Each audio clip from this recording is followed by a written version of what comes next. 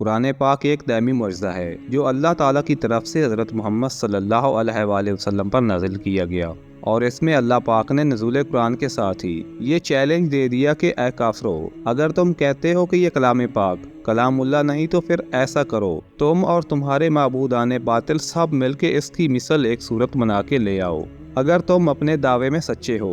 یہ چیلنج اللہ پاک نے رہتی دنیا کے ہر اس انسان کو دیا ہے جو قرآن پاک میں شک کرتا ہے۔ قرآن پاک سے پہلے جتنی کتابیں بھی اتاری گئیں، کسی میں یہ دعویٰ نہیں کیا گیا کہ ایسی کتاب لے کر آؤ، لیکن اللہ پاک نے قرآن حکیم کے لیے یہ فرمایا۔ مشرکین عرب کے لیے اسلام کو شکست دینے کے لیے یہی کافی تھا کہ وہ ایسا کلام بنا لاتے۔ وہ اہل زبان تھے، خاص طور پر مکے والے تو بڑے فصیح و بلیغ تھے۔ ان کی ایک ادبی انجمن حضور پاک صلی اللہ علیہ وآلہ وسلم سے 150 برس قبل قائم ہو چکی تھی۔ اس میں ہر قوم کے شعراء، دانشور اور ادیب جمع ہوتے تھے اور اپنے قصیدے عوام کے سامنے پیش کرتے تھے۔ جس کا قصیدہ اچھا ہوتا تھا وہ انعام و اکرام سے نوازا جاتا تھا۔ لیکن قرآن پاک کا یہ معجزہ ہے کہ عرب کے مایہ ناز شعراء، ادیب اور دانشور بھی اس کی مثل صورت لانے سے عاجز ہو گئے۔ بالآخر انہوں نے یہ کہنا شروع کر دیا کہ محمد صلی اللہ علیہ وآلہ وسلم ایک لوہار سے سیکھ کے آتے ہیں، اس لیے کہ مکہ مکرمہ میں ایک لوہار رہتا تھا جو آپ صلی اللہ علیہ وآلہ وسلم کی باتیں دل لگا کر سنا کرتا تھا۔ آپ صلی اللہ علیہ وآلہ وسلم کبھی کبھار اس کے ہاں تشریف لے جایا کرتے تھے، اور کبھی وہ آپ صلی اللہ علیہ وآلہ وسلم کو انجیل کی کوئی بات بھی سنا دیا کرتا تھا۔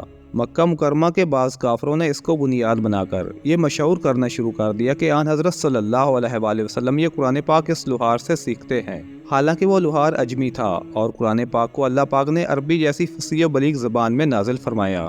ان کے اس اعتراض کا جواب اللہ پاک نے قرآن پاک میں اس طرح دیا، مفہوم، اور اے پیغمبر، ہمیں معلوم ہے کہ یہ لوگ تمہارے بارے میں یہ کہتے ہیں کہ ان کو تو ایک انسان پڑھاتا ہے، حالانکہ جس شخص کا یہ حوالہ دے رہے ہیں اس کی زبان اجمی ہے اور یہ قرآن کی زبان صاف عربی زبان ہے۔ جو لوگ اللہ کی آیتوں پر ایمان نہیں رکھتے ان کو اللہ ہدایت پر نہیں لاتا اور ان کے لیے دردناک عذاب ہے۔ اللہ پر جھوٹ تو وہ لوگ باندھتے ہیں جو اللہ کی آیات پر ایمان نہیں رکھتے، اور وہی حقیقت میں جھوٹے ہیں۔ سورۃ النحل۔ آج یہ بات مسلمان ہی نہیں بلکہ کافر بھی تسلیم کرتے ہیں کہ قرآن مجید فرقان حمید اللہ تعالیٰ کی کتاب ہے جو خاتم النبیین صلی اللہ علیہ وآلہ وسلم پر نازل ہوئی ہے۔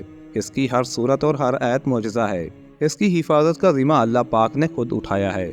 نبی پاک صلی اللہ علیہ وآلہ وسلم کے عہد رسالت سے لے کر آج تک کوئی لمحہ کوئی ساتھ ایسی نہیں بتلائی جا سکتی کہ جس میں ہزاروں لاکھوں کی تعداد میں حفاظ قرآن کی موجودگی نہ رہی ہو۔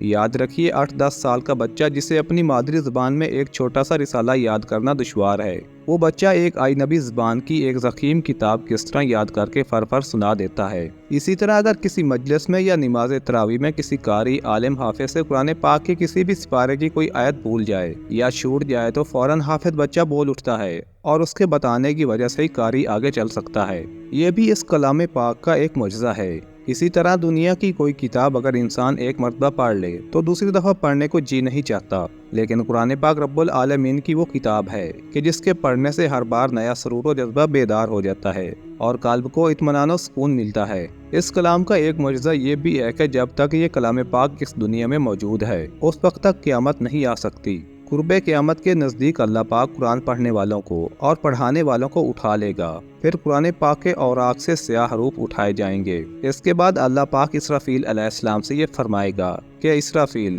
اب اس دنیا میں میرا کلام یعنی قرآن پاک نہیں رہا اور اس کے پڑھنے والے بھی نہیں رہے اور پڑھانے والے بھی، اب تو سور پھونک دے۔ اسرافیل علیہ السلام سور پھونکیں گے اور قیامت برپا ہو جائے گی۔ جو لوگ اس قرآن پاک سے جڑے اللہ پاک نے انہیں پستیوں سے اٹھایا اور بلندیوں پر لے گیا، اور جو لوگ اس قرآن پاک سے کٹ گئے اللہ پاک نے انہیں بلندیوں سے پستیوں میں پھینک دیا۔